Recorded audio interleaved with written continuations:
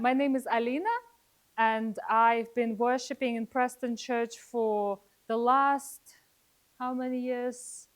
13 years. I've become a Seventh-day Adventist on my second year of university studies. I was a Pentecostal before that, and God has miraculously led me out of darkness into his marvelous light. And before I became a Seventh-day Adventist, I got interested in healthy living because I had been struggling with a lot of various health issues since I was a kid.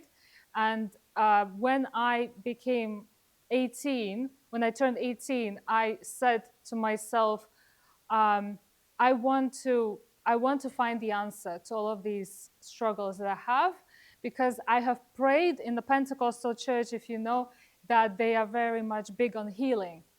And every time, the preacher would pray that, whoever needs healing would come up, I would either come up or I would sit there and just ask, for the healing. And I didn't understand why God was not healing me, because it seemed like in that church, everybody was healed, apart those who actually needed healing. And so after a lot of prayer, and at some point, I've heard that some of the diseases can be caused by internal disruption in the body, especially in the gut health, in our gut microbiota. And once I've learned that, I realized that, some of the things that I experience, can be related, can be actually internally fixed rather than externally. Putting topical creams and all of these things didn't really work for me. So I have went on almost like a rabbit hole of research since that day. So since I was 18, I was researching for the last, how many years was that? A long time ago. Since long time ago, I was researching healthy eating. And what amazed me is that when I discovered this church is that it had its own health message. So since then, I've learned a lot more. So I am almost like, you can call me like an amateur researcher, because I don't have a degree as such, but whatever I present, I try to research it as much as possible. So, there's no contradiction between what the medical, I would say the research world is saying, because the medical world is 17 years behind, especially in nutrition, 17 years behind. So whatever is discovered now, you will see it implemented approximately 17 years later. That's an average.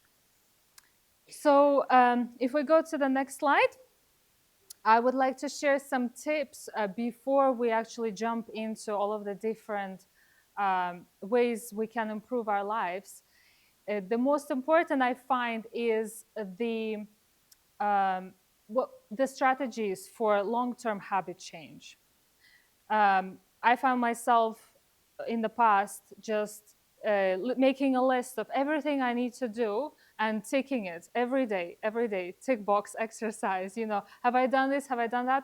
It doesn't really work long term, because we have only a limited willpower.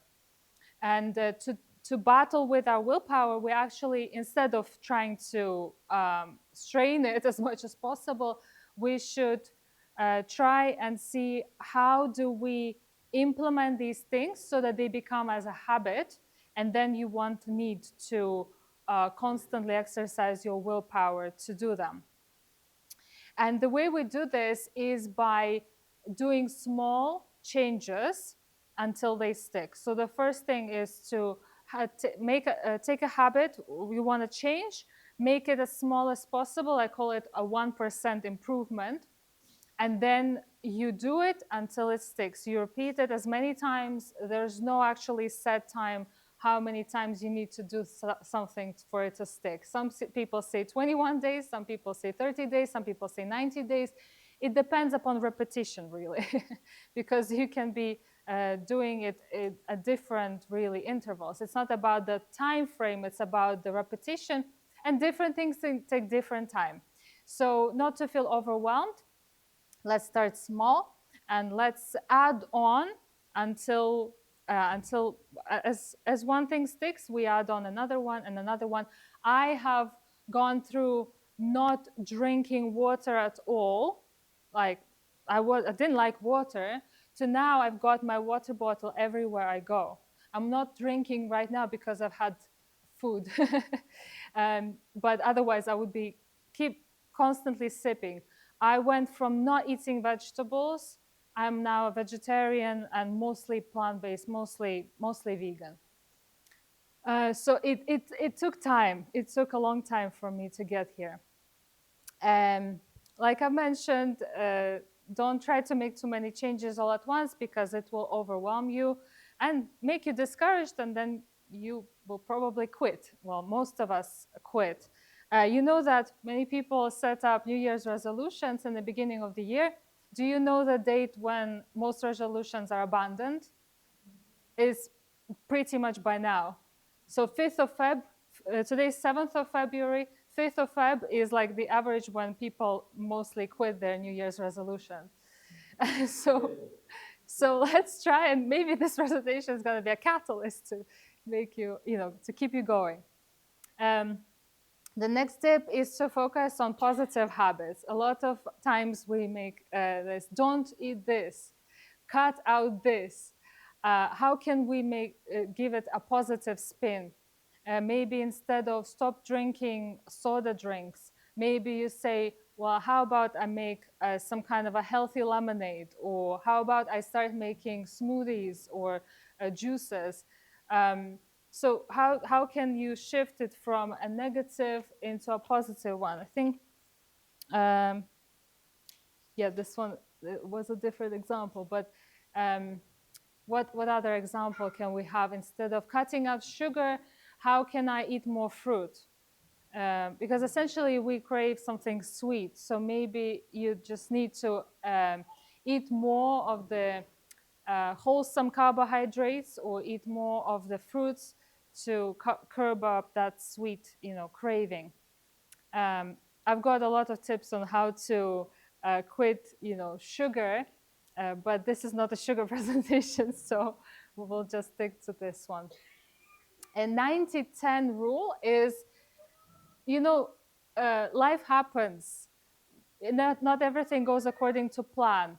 So I say 90% of the time, let's try to stick to a healthy eating, a healthy lifestyle, and 10% of the time, let's give ourselves a little bit of wiggle room.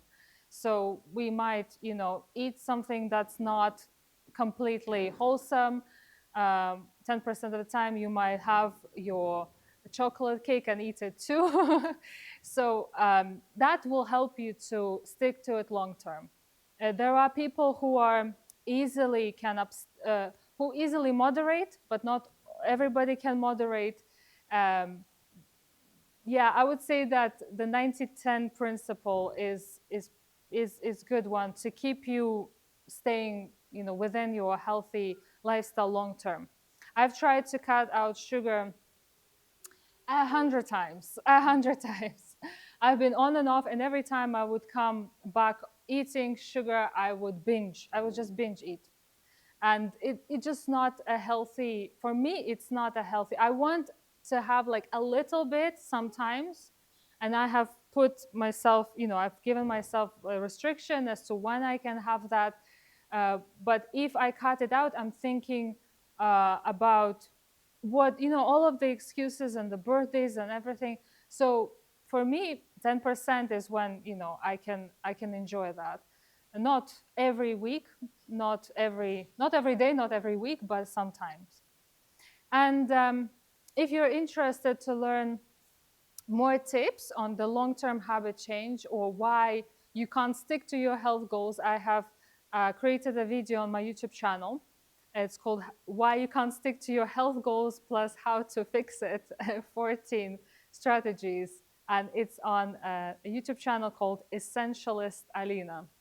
Essentialist Alina. The next slide is about how to eat our foods. Do you see that sloth on the first picture? Eat like a sloth. Basically, eat very slowly, chewing your food thoroughly. Who was the first to finish the meal today? If you were first, you need to slow down. Yes, the life pace, the pace of life is very fast, and we have, how many of us have more than 15 minutes, break time to actually have our food? But it's very important that we chew our food properly.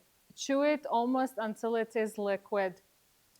And we know that there are no teeth in the stomach, right? So we have to chew them right here. Mix it properly with saliva. We've got enzymes in our saliva to break down the food, and also to figure out what is it that you're putting. If you just did 1, 2, 3, gulp, 1, 2, 3, it doesn't even have a chance to figure out what is it that she's putting or he's putting into inside. Plus, the bacteria that is in our gut, it it's easier for them to get the nutrients or to use the whatever we put in when it's like has been masticated thoroughly. So the more surface area we give to them, the more they can absorb from that food. One thing I also need to mention about stomach acid: the weaker your stomach acid, the less nutrient absorption there will be. So people can get actually nutrient deficient if they don't have a strong stomach acid. For example, Helicobacter pylori, when you have that bacteria that thrives in low stomach environment, it can make you B12 deficient or zinc deficient, or iron deficient. And then the vicious cycle with that bacteria is that it also releases chemicals that lower your stomach acid. So it wants to survive so much that it releases chemicals to lower your stomach acid, which makes it quite a hard thing to battle with once you've got it. But it is possible to overcome it. So make sure you chew your food properly. Remember the sloth. Have 2 to 3 meals a day at regular times. Our body likes regularity. It likes when we have, the regular times for rising up, regular times for going to bed, regular meal times. It likes that. And the way we can actually have the break between meals and not a snack is when we have fiber, fat, and protein at every meal. And that's the only way we can actually leave 4 to 5 hours between meals, because it takes our food about 4 to 5 hours to digest. Of course, if you've had a very small meal or just a few pieces of fruit, they won't take 4 to 5 hours. But that's why you will obviously feel hungry very soon. But if you want to have, a proper meal, then you need to give it 4 to 5 hours to digest. And the only way you can do that is when your food is satiating, when you've got enough fiber, fat, and protein at every meal. Because these things satiate, make you full, and it slows the absorption of the food. So you're not basically absorbing it too quickly. For example, if you had a few pieces of toast with jam, you will feel hungry very soon, because that is just simple carbohydrates, will be absorbed into your bloodstream very quickly. You'll feel that rush of energy and then a sudden crash afterwards. We want this blood sugar levels to rise steadily throughout the day. We don't want to have sharp rises, sharp crashes, because otherwise you will be fatigued. You wouldn't even be able to do anything. That's why a lot of people, they take different substances like coffee and energy drinks during the day, because they need to keep themselves awake. It's because of the foods that we start our day with. A lot of us have, things like cereal for breakfast. It's not nutritious, it's not satiating, it's not gonna keep you full for another 4 to 5 hours, and it messes up with your blood sugar levels. So I will show you the the way how we can actually make the regular breakfast meals more nutritious and satiating in just a minute. We've heard this, well, first of all, don't mix fruits and vegetables in one meal. You know, let's eat apples separately from carrots. Let's keep them separate because they require different digestion time. So the sweet fruits, they are quicker digest quickly, and the vegetables, they digest slower. So we don't want to mix them because, again, it will cause fermentation because there is a clash in the stomach. Eat until you're just before you're full. This was mentioned, I was quite surprised in the blue zone tips, that, or rather, what was the common denominator between the blue zones? It was that they eat before they are full, until about 80%. This is also a known Japanese thing that they do. The reason is that our brain takes 20 minutes to register what we have, that we are full. It takes about 20 minutes to register that we are full. So by the time you registered, you already overeaten. So leave the table slightly, slightly hungry, or just before you're full. It's a habit. It's a habit. I also, today I made a mistake. I saw so many wonderful dishes, and I just put, and I realized actually it's more than I usually eat. So I already have a picture of how much I eat, how much I need to be almost full. And the variety just caught me off guard. So forgive me, please, for that, for eating a bit too much. And don't drink during your meals. Of course, with a few exceptions, if the food was very salty, if the food was very spicy, of course, drink a little bit. But actually drinking, glasses of water during your meals is a bad habit because it dilutes our digestive juices. We just said that the juice has to be strong. The digestive juice has to be strong. So make sure you drink before your meals, and then you will not feel as thirsty during your meals. It will come. After a while of doing this, you will notice that you actually don't need to drink. Maybe just a little bit to kind of, soften it here, but not all the time. Because, again, I've already mentioned, we want a strong stomach acid to digest our food. And we want to drink before our meals. That's when we get hydrated. So let's go on to the next slide with the breakfast options. This is the very popular breakfast option that many people in many different countries have, oats. But there is a problem with the first image. It is just oats, just carbohydrates.